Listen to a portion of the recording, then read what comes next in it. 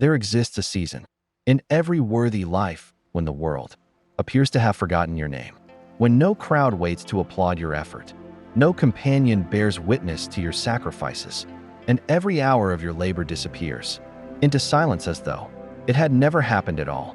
Yet it is precisely within this hidden season that destiny performs its finest craftsmanship, because greatness has never been assembled beneath the bright lamps of public admiration, but rather inside quiet rooms where only conscience observes the struggle, where the soul slowly abandons its dependence upon recognition, and where a human being finally discovers whether he seeks excellence itself or merely the pleasant sound of strangers speaking well of him. Law 1. The Invisible Workshop. Many men fear obscurity more than failure itself, for failure still attracts attention while obscurity offers nothing except the uncomfortable company of one's own thoughts, and so they rush to display every small achievement before it has matured, believing that admiration is nourishment when, in truth, it often becomes the poison that halts further growth. The tree that survives the fiercest storm spends years strengthening roots that no traveler will ever admire, and nature herself refuses to reveal her greatest works until they have already become impossible to uproot.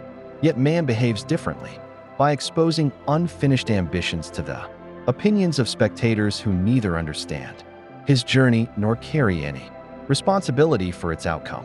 When I governed an empire, I learned that the loudest victories often concealed the weakest character, while the strongest men were frequently those whose discipline unfolded beyond the reach of every curious eye, for they understood that virtue becomes fragile the moment it begins performing for an audience instead of answering to reason alone.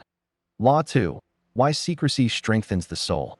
Ask yourself a difficult question, not whether you are capable of discipline while others are watching, but whether you would continue the same labor if every witness vanished forever and no living soul would ever discover the countless mornings you rose before the sun or the endless evenings you remained faithful to your purpose after exhaustion had begged you to surrender.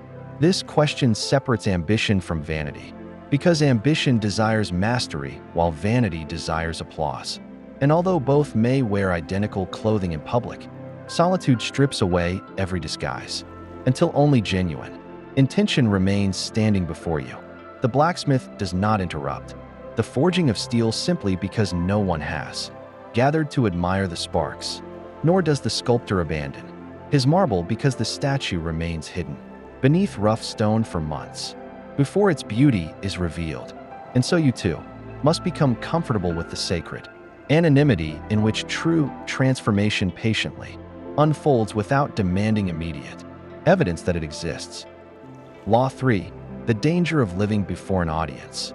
There is a subtle prison that many willingly construct around themselves, and its walls are built from the opinions they collect each day, until every decision becomes less concerned with wisdom and more concerned with appearance, less devoted to truth and more devoted to maintaining an image that strangers have temporarily chosen to admire.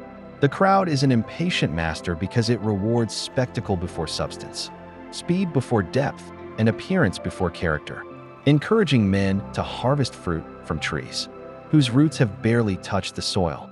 And what rises quickly beneath public excitement often collapses just as quickly when that excitement inevitably disappears. Never mistake visibility for value, because the sun itself requires no announcement before it rises, and the mountains have never asked permission to remain unmoved despite the changing seasons that surround them, proving that what possesses genuine strength does not negotiate with the approval of those merely passing through. Law 4. The discipline no one will celebrate. The hours that reshape a life are almost always the hours no one remembers.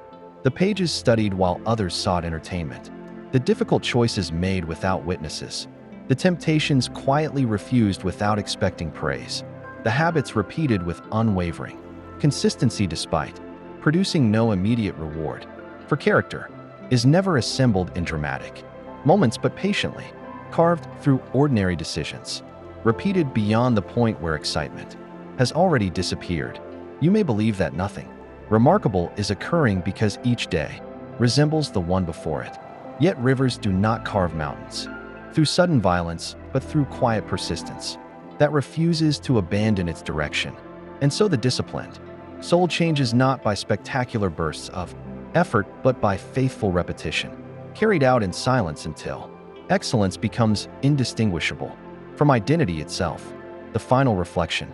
Therefore, do not curse the season in which no one notices your progress, because you have been invited into the rarest workshop that existence offers, a place where your spirit is purified from the exhausting desire to be seen and slowly learns the freedom of becoming exceptional without requiring anyone's permission to believe it. One day your strength may indeed become visible, your wisdom may influence others, and your accomplishments may finally emerge into the light. Yet if you have trained correctly, these things will no longer define your peace, because the greatest victory was never the recognition that arrived afterward, but the unseen person you became while no one was looking. Guard that hidden season with unwavering devotion, for history remembers the monument, but wisdom remembers the years it spent buried beneath the hands of an unseen builder, patiently shaping greatness in total secrecy until nothing remained that applause could either create or destroy.